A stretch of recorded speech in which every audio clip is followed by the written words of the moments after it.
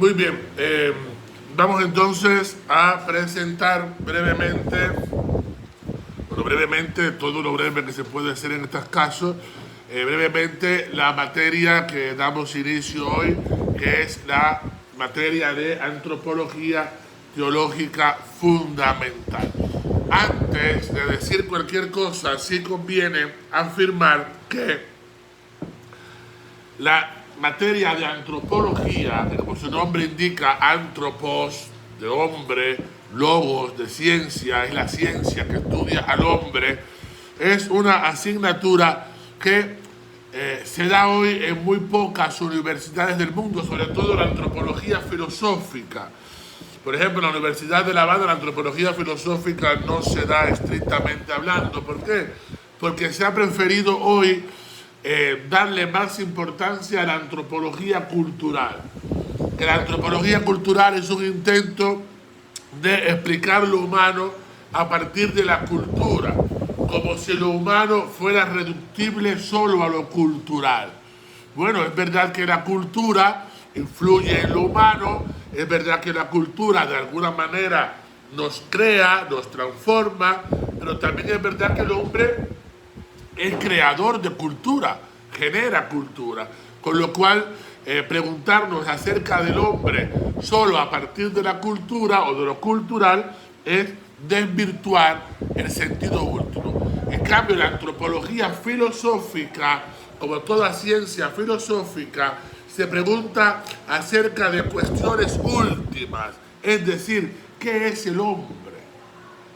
Es una pregunta última, ¿qué es lo humano? Más allá de cualquier adjetivo. ¿Qué es lo humano más allá de lo geográfico, de lo cultural, de lo religioso? Descubrir aquellas características esenciales del humano, lo que hace que nosotros seamos humanos y no otra cosa. Bien, eso sería lo que corresponde a la antropología filosófica. Ahora bien, en el ámbito teológico, cuando hablamos de antropología teológica, ¿estamos hablando exactamente de lo mismo? No. Sin embargo, estamos planteándonos la cuestión del hombre, pero ahora desde una postura diferente. Es decir, ¿qué es el hombre a partir de ese añadido que llamamos Dios? ¿Qué aporta Dios a lo humano? ¿En qué Dios hace posible lo humano? ¿Qué es el hombre a partir de su relación con Dios? Porque Dios añade un plus a la estructura de lo humano.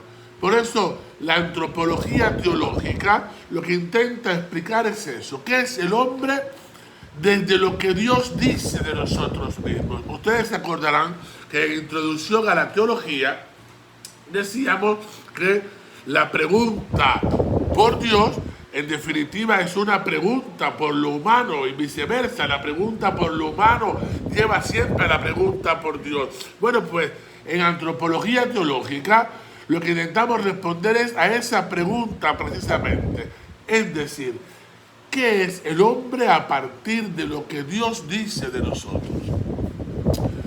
Es verdad también que la materia de antropología teológica se ha dividido, sobre todo después del concilio, en tres grandes tratados. La antropología teológica fundamental, que es la que vamos a ver aquí, un segundo tratado llamado Pecado y Gracia, que después del concilio ya no se llama así, se llamará Antropología Teológica Especial, que es en definitiva que es el hombre desde su estructura de contingencia y debilidad.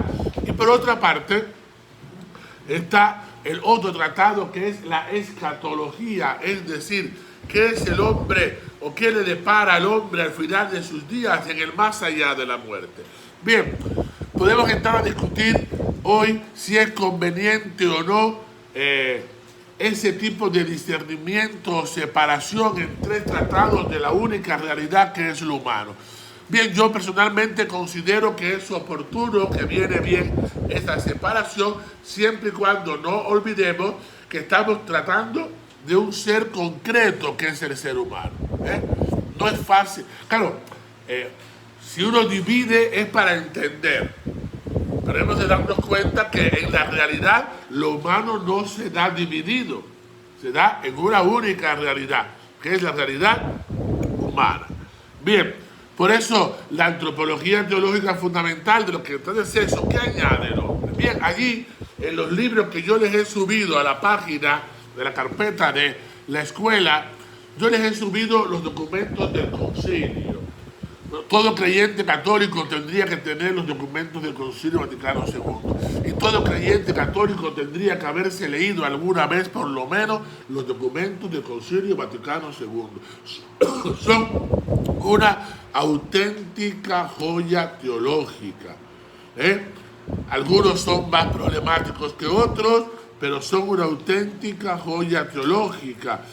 Un católico tiene que haberse leído ya alguna vez en la vida, por lo menos, las constituciones dogmáticas del Concilio Vaticano II, la Sacrosanctum Concilium, que es la que introduce la renovación litúrgica, tiene que haberse leído la Lumen Gentium, la Gaudium et Spes.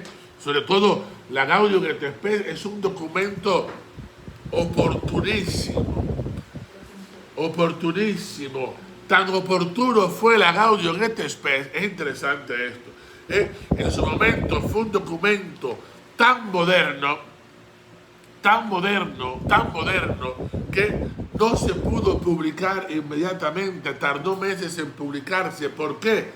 Pues porque ustedes saben, como sé yo, que la lengua oficial de la iglesia es el latín. Bueno, pues no existían las palabras latinas para poder traducir la Gaudium et Spes. Hubo que esperar que un grupo de peritos en latín crearan las palabras modernas inexistentes en latín para poder traducirlas. Por eso la primera publicación de la Gaudium et Spes fue en francés. Fue una gran novedad que la iglesia publicara un documento que no fuera en latín, pero es que no existía. Por ejemplo, no existía en latín la palabra televisor, una lengua muerta.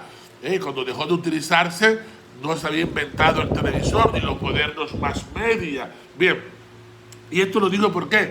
Por la importancia. Ahora bien, en la Lumen Gentium o en la Gaudium et Spes hay un número que nos va a ayudar a entender esto que estamos hablando aquí acerca de la antropología. Dirá ese número que el misterio del hombre, eso que somos nosotros, solo se esclarece a la luz del misterio del Verbo encarnado.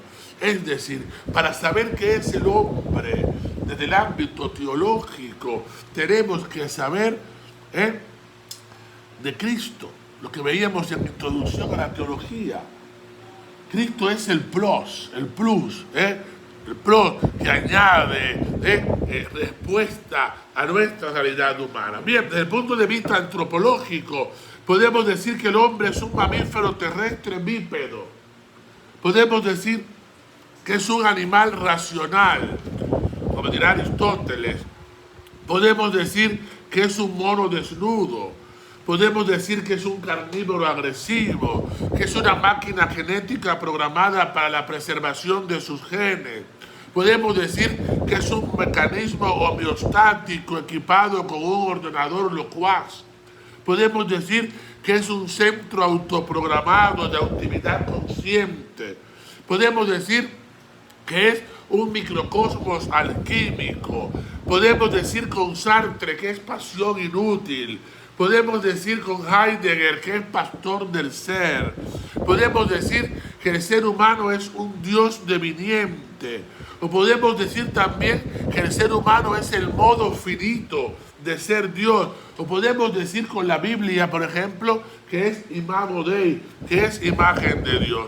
Este variado muestrario de respuestas a la cuestión de acerca de qué es el hombre para sí mismo, hay que decir que podría ser todavía más numerosa, interminablemente numerosa, porque así es la fragmentación de paradigmas del humano actualmente constatable. De las que aquí hemos mencionado, todas interesan a la teología, al margen de su mayor o menor grado de posibilidad. Para la fe cristiana, y aquí viene la clave para entender de qué va el tratado de la antropología, para la fe cristiana, en efecto, la pregunta sobre el hombre, con sus correlativas respuestas, es crucial. ¿Por qué?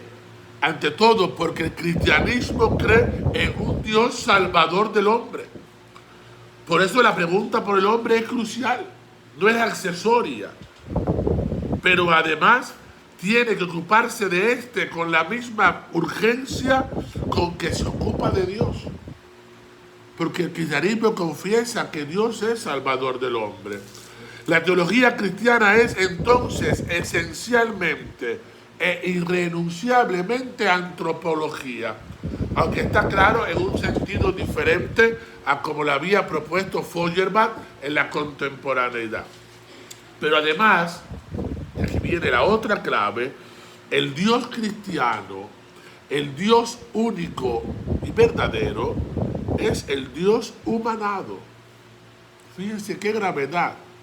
La cuestión de Dios cristianamente planteada encubre y conlleva la cuestión del hombre, porque el cristianismo confiesa que cree en un Dios humanado, en un Dios que se hace hombre, que se ha encarnado en el seno de la Virgen.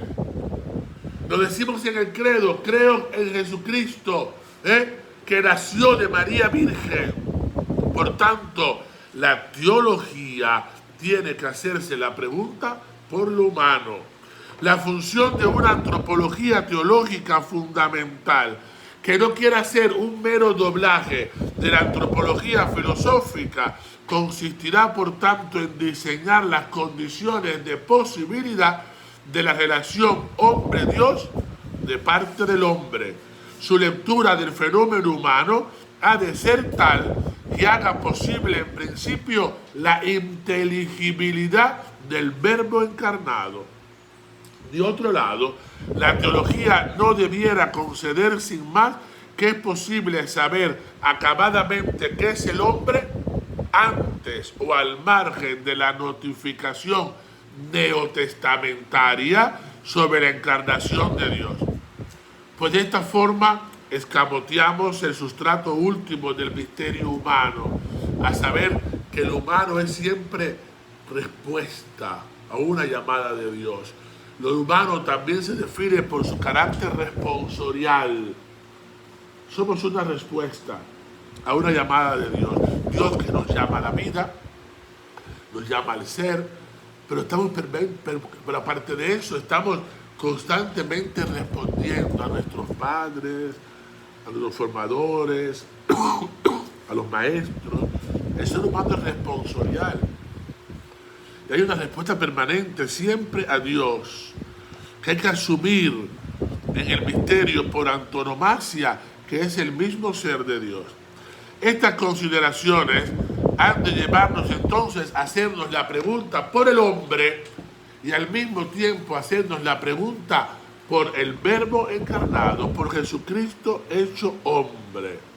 En todo caso, la antropología teológica fundamental no aborda todavía lo más específico del mensaje cristiano sobre el hombre.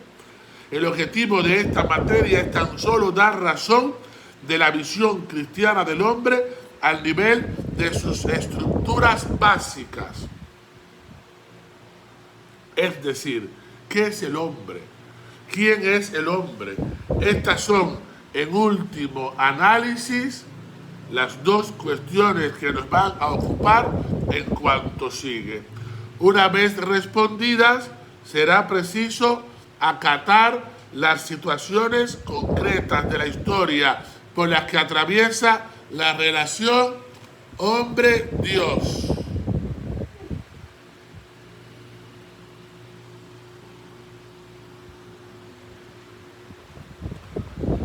Porque de lo contrario nos perdemos, no sabríamos cómo encarar nuestra responsabilidad en categoría cristiana. Ahora bien, una vez respondida, será preciso acatar, decíamos, las situaciones históricas concretas por las que atraviesa la relación hombre-Dios, tanto a escala individual como a escala social. Pecado, justificación, gracia, consumación. La indagación de esta materia concierne a ese otro tratado que es la antropología teológica especial. Yo no sé por qué esto lo he dado como un brinquito. No sé, tiene como una especie de